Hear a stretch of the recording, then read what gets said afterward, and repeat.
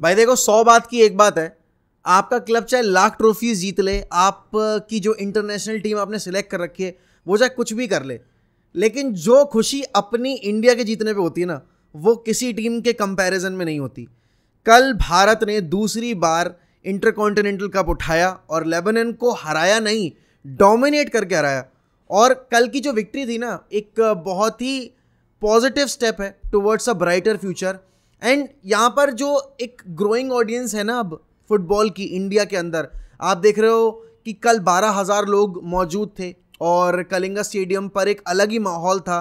वो thunder clap जीतने के बाद और वो विक्ट्री लैप वगैरह, वो सारी चीज़ें, इट लुक्स गुड यार कि जब हमारे फुटबॉलर्स को वो अटेंशन मिलती है जो वो डिज़र्व करते हैं। एंड कल इंडिया की परफॉर्मेंस सेकेंड हाफ में खासकर बहुत ही ज़्यादा बेहतरीन थी। लेबनान के उस डिफेंस को ब्रीच करना और यहाँ पर आप अटैकिंग इनपुट के साथ जिस तरीके से आप खेल रहे थे गोल स्कोर करने के बाद, कल कमेंटेटर्स ने ये बात बहुत बार रिपीट की कि इंडिया ना बहुत प्रेगमेटिक फुटबॉल खेल रही थी अभी तक अगस्त मैच के अंदर और हमने इसीलिए बहुत सारा जो मैचेस में क्रिटिसिज्म दिया भी था, उसका मेन रीज़न ये था कि गोल स्कोर करने के बाद भी हम गेम डोमिनेट नहीं कर रहे थे।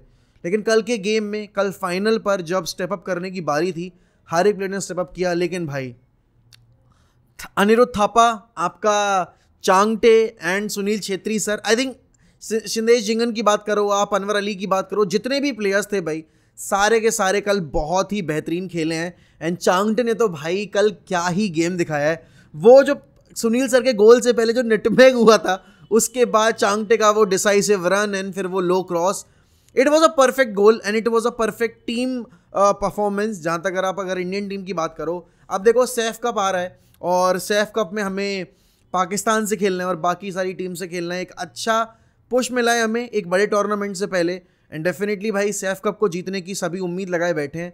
देखते हैं आगे चलकर क्या होता है। लेकिन this day and this victory belongs to all those people who believed in this Indian football team and definitely captain leader legend Sunil Chhetri sir. At the age of 38 he looks like a lad who's just turned 28. तो ये सबसे बड़ा एक reason है क्यों Sunil sir अभी तक अपने आप को कंटिन्यू कर पाए हैं या इंटरनेशनल फुटबॉल में, विच इज़ एब्सोल्युटली फैंटास्टिक। और होपफुली मैं आगे चलकर भी इंडिया की ऐसी परफॉर्मेंस देखने को और ज़्यादा मिलेंगी। लेकिन पॉजिटिव न्यूज़ से अब थोड़ा नेगेटिव न्यूज़ पे आ जाते हैं, क्योंकि बहुत सेलिब्रेट कर ली इंडिया की विक्ट्री। अब थोड़ा यूनाइटेड के बारे में बात करते हैं और बाकी क्लब्स जो हैं उनके बारे में बात करते हैं। तो देखो यार, मैनचेस्टर यूनाइटेड धीरे धीरे जितने भी प्लेयर्स टारगेट करके बैठी है वो सारे के सारे अपने नाक के नीचे से जाते देख रही है, क्योंकि बायर्न म्यूनिख ने यहाँ किंगमिन जे के साथ डील स्ट्रक कर ली है और जुलाई जैसे ही स्टार्ट होगा वैसे ही वो उसको रिलीज क्लॉज पे करके यहाँ पर उसको परमानेंट बेसिस पे साइन कर लेंगे। अब मैं भी निराश हूँ, तुम भी निराश हो गए कि यार किंगमिन जे के साथ हम कहाँ अप्रैल से लिंक आ रहे थे हमारे और सब यही बताया जा रहा था कि भाई किंगमिन जे तो आ ही जाएगा, मैगवायर जाने वाला है, आपका एरिक बाई भी जा रहा है, बाकी सारे डिफेंडर्स भी आपके जा रहे हैं क्लब छोड़ के। तो आप क्या सिर्फ 3 डिफेंडर्स के बेसिस पर अगली साल प्रीमियर लीग के लिए कम्पीट करोगे और बाकी कॉम्पिटिशन में कम्पीट करोगे? नहीं, ऐसा नहीं है। लेकिन अगर आप लॉजिकल बेसिस पर सोचो इस चीज़ को कि किंगमिन जे अगर यूनाइटेड आता तो यहाँ पर यूनाइटेड के केस में उसको गारंटीड स्पॉट नहीं मिलने वाला था स्टार्टिंग 11 का। यहाँ पर क्योंकि बायर्न म्यूनिख से लूकास हर्नांडेज जा रहा है, he might be joining PSG, तो वहाँ एक वैकेंसी है और उस वैकेंसी में जैसे ही वो आएगा वहाँ पर वो सीधे सीधे फर्स्ट टीम में इनहेरिट हो जाएगा। तो ये एक रीज़न है कि क्यों यूनाइटेड यहाँ पर किंगमिन जे को नहीं कर पाई साइन। और यूनाइटेड ने कभी भी जो पर्सनल टर्म्स वगैरह थे वो एग्री किए नहीं थे। यहाँ पर आपकी बायर्न ने इस चीज़ में जल्दबाजी दिखाई और बहुत सही टाइम पे वर्बल एग्रीमेंट एग्री कर लिया उसके साथ। और अब नैपोली कुछ कर नहीं सकती क्योंकि किंगमिन जे ने अपना जो ग्रीन सिग्नल है वो दे दिया है क्लब को ज्वाइन करने के लिए। लेकिन यहाँ पर यूनाइटेड के केस में जो बाकी टारगेट्स भी है ना, जैसे अगर आप बात करो, आपने हैरी केन पे गिव अप कर दिया क्योंकि आपको लगता है he is not worth 100 million player, which is absolutely worth it. लेकिन कंसिडरिंग हिज करेंट कॉन्ट्रैक्ट जो सिर्फ 1 साल का बचा हुआ है, उसके आधार पर आप 100 मिलियन हैरी केन के लिए पे नहीं करोगे, कोई क्लब नहीं करेगा। इवन रियल मैड्रिड ने अपने आप को पीछे खींचे जब उनको पता चला कि भाई Mbappe is going to be available. United के केस में यहाँ पर रास्मस हॉलैंड के जो लिंक्स आ रहे थे एटलांटा के स्ट्राइकर के, उस टाइम तक रिपोर्ट किया जा रहा था कि भाई 40 million is the actual price tag. लेकिन यहाँ पर जैसे ही एटलांटा ने सुना कि भाई यूनाइटेड आ रही है हमारे प्लेयर के लिए, एटलांटा ने कहा एक काम करते हैं, इसको ना डबल कर देते हैं, और डबल भी नहीं, इसको 2.5 कर देते हैं। तो यहाँ पर अब सिचुएशन ये है कि अब एटलांटा डिमांड करिए 100 मिलियन, और यूनाइटेड किसी भी केस में 100 मिलियन तो पे नहीं करने वाली एटलांटा को रैसमस हॉयलैंड के लिए। कोलू मुआनी के भी लिंक्स आ रहे हैं, ऑली वॉटकिंस के भी लिंक्स आ रहे हैं। अब देखो, Ollie Watkins is a wonderful striker. मैंने बोला भी था कि अगर हम प्रीमियर लीग से किन्हीं स्ट्राइकर्स की बात करें जिनको हम लेकर आ सकते हैं क्लब में, जो हैरी केन नहीं होंगे, those two could be Ivan Toney and Ollie Watkins. अब यहाँ पर ऑली वॉटकिंस हमने देखा है कि आर्सेनल के भी रडार पर थे कुछ टाइम पहले तक, and he is an Arsenal fan.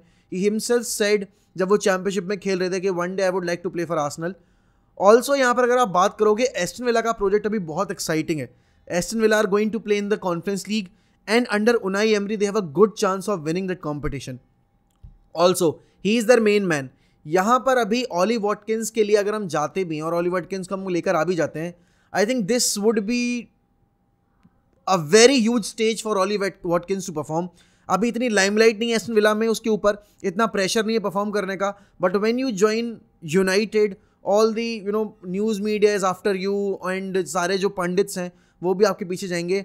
I am not saying कि हमें ऑली वॉटकिंस को साइन नहीं करना चाहिए। If we have an opportunity we should definitely pounce on it, but as of now Ollie Watkins wants to sign the new deal with Aston Villa, and understandably so, क्योंकि उसके पास यहाँ पर अपने career को uplift करने का Aston villa में रहकर ज़्यादा अच्छा चांस है देन एट मैनचेस्टर यूनाइटेड। क्यों? क्योंकि मैनचेस्टर यूनाइटेड में आने के बाद प्रेशर बहुत ज़्यादा होगा, और प्रेशर में अक्सर जो प्लेयर्स हैं, जो यंग प्लेयर्स हैं, वो क्रम्बल कर जाते हैं।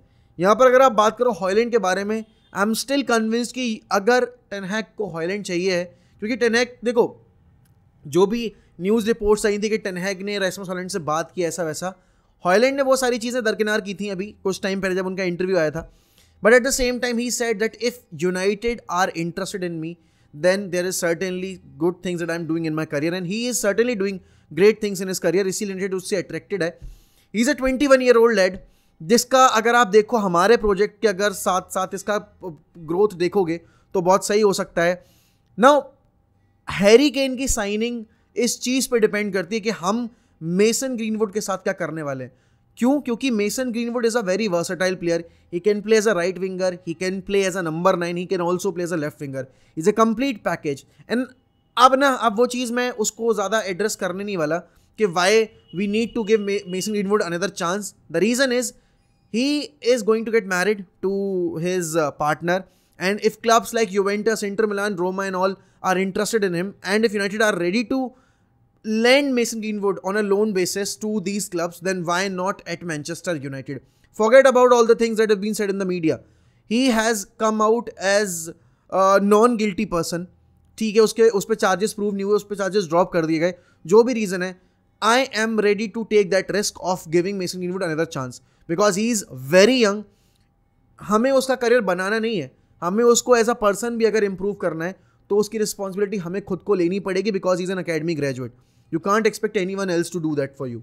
ऑल्सो अगर आप बात यहाँ पर करो मेसन माउंट के केस में, चेल्सी अपना जो ऑब्सेशन है 70 मिलियन का वो छोड़ने को तैयार नहीं है, और यूनाइटेड पहली बार मैं जॉन मर्टाउ के किसी अप्रोच से थोड़ा सहमत हूँ, और उसके पीछे का रीज़न ये है, मेसन माउंट है अच्छा प्लेयर, मैं उसको डिनाई नहीं कर रहा, but at the same time with 1 year remaining on his contract, we cannot pay and we should not pay 70 million, more than 50 million for Mason Mount. हाँ ठीक है, 55 million around अगर आप पे करोगे for Mason Mount, that would make sense.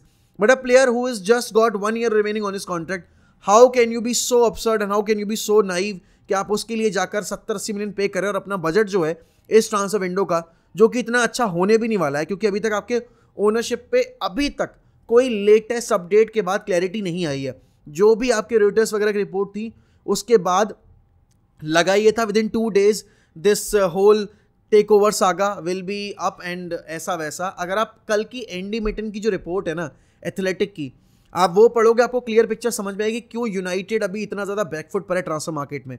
और ये चीज़ तब तक एंड नहीं होने वाली जब तक आपका ओनरशिप का जो एक सागा है वो ख़त्म नहीं होता है, क्योंकि जितना ये सागा ड्रैग हुआ है ना, हमें पहले बोला गया कि मार्च में आपका नया ओनर डिसाइड हो जाएगा, फिर बोला गया कि अप्रैल में डिसाइड हो जाएगा, फिर बोला गया कि भाई मई एंड तक आपकी जो ओनरशिप है वो क्लियर हो जाएगी और आपके जो भी न्यू ओनर आने वाले हैं वो आ जाएंगे क्लब के अंदर. अब बताया जा रहा है कि ये सीज़न की स्टार्टिंग तक ड्रैग हो सकता है. भाई अगर इतना ड्रैग हुआ तो यूनाइटेड ने जो लास्ट ईयर अचीव किया है ना, वो सारा का सारा धुल जाएगा। और इस बात की कोई गारंटी नहीं है कि इतने खराब ट्रांसफर विंडो के बाद आपका एरिक टेन हैग क्लब में रुक जाएगा, क्योंकि सबसे इंपॉर्टेंट फैक्टर यहाँ पर समझने वाला ये कि टेन हैग ने क्लब ज्वाइन करने से पहले ये चीज़ पहले ही क्लियर कर दी थी कि अगर मुझे मेरे तरह का वर्क कल्चर और एक वर्किंग एनवायरनमेंट नहीं दिया जाएगा तो I won't stay for more than 2 years अगर मुझे क्लब सही डायरेक्शन मूव करता नहीं दिख रहा है। तो यहाँ पर कंसिडरिंग कि we are under enormous pressure because of this takeover saga, and क्योंकि आप प्लेयर्स नहीं दोगे तो you can't expect the maximum out of this team and you can't expect your manager to deliver some more trophies in the upcoming season, क्योंकि Champions League में अगर आप team अच्छी लेकर नहीं गए you won't be able to survive. Premier League में with Liverpool improving the squad, with Chelsea improving the squad, with Arsenal improving the squad, there is a very little scope of you getting top 4 or you getting into the later stages of the game in the knockout rounds as well, अगर आप बात करो FA cup की या Carabao cup की, because your squad is not good enough। And यहाँ पर अगर आप बात करो कि मिडफील्ड में सिर्फ मेसन माउंट एक ऑप्शन है, आपने कल रिपोर्ट पढ़ी होगी that Rabiot was offered to Barcelona but Barcelona politely rejected that offer. यहाँ पर डेक्लन राइस के केस में आपने देख रहे हो कि Arsenal is very much interested in Declan rice, वो पर्सनल वगैरह एग्री करने की कोशिश कर रहे हैं। मैन सिटी भी इंक्वायरी डाल चुकी है मेसन उसके लिए, डेक्लन राइस के लिए। यहाँ पर कल एक रिपोर्ट आई है that Declan Rice is been also linked with Manchester United. अब वो कोई रिलायबल सोर्स नहीं है इसीलिए मैं उस पर इतना ज़्यादा एम्फोसाइज नहीं करूँगा, बट अगर आप डेक्लन राइस के लिए जा रहे हो, why not you going for Moises Caicedo, a player who is in his early 20s and जो चेल्सी के रडार पर है, चेल्सी अपनी टीम स्ट्रॉन्ग कर रही है, आपको एक फ्यूचर बैकअप भी मिल जाएगा। बैकअप क्या, एक फ्यूचर रिप्लेसमेंट मिल जाएगा कैसेमीरो के लिए, एंड कैसेमीरो अलॉन्ग साइड आपका Moises Caicedo can also work really well because he can also play as a number 10 box to box role में खेल सकता है वो। एंड आज से 2.5 साल पहले हम उसको 5 मिलियन में लेकर आने वाले थे बट हमने वो रिजेक्ट कर दिया था। Now when you can also challenge Chelsea and you can up a bit of a bidding price for Moises Caicedo, you are not even doing that.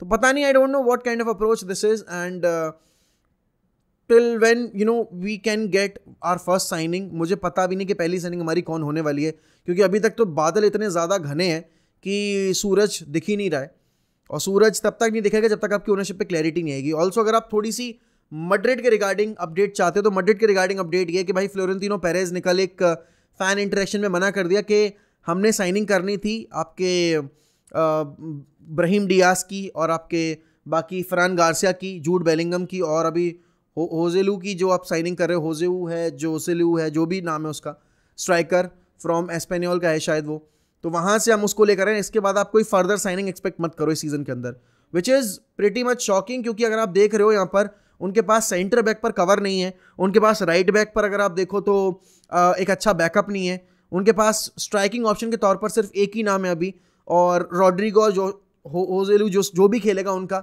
मुझे नहीं लगता कि वो बार्सिलोना के इस अटैक पे सर्वाइव कर पाएंगे, क्योंकि बार्सिलोना ने वहाँ एक वर्बल एग्रीमेंट एग्री कर लिया है विक्टर रोक के साथ, और यहाँ पर लेवेंडोस्की के बैकअप के तौर पर तैयार कर रही है बार्सिलोना, और यहाँ पर रियल मैड्रिड वेट कर रही है एक और सीजन के लिए एम्बापे के लिए। बट क्या इस स्क्वाड के साथ ला लीगा के लिए compete कर पाएगी रियल मैड्रिड? क्या इस स्क्वाड के साथ चैंपियंस लीग के लिए compete कर पाएगी रियल मैड्रिड? क्योंकि अल्टीमेटली मैड्रिड की सक्सेस आपकी कोपा डेल रे के बेसिस पर नहीं जज की जाती है, मैड्रिड की सक्सेस जज की जाती है कि आप लीग में क्या कर रहे हो और आप चैंपियंस लीग में क्या कर रहे हो।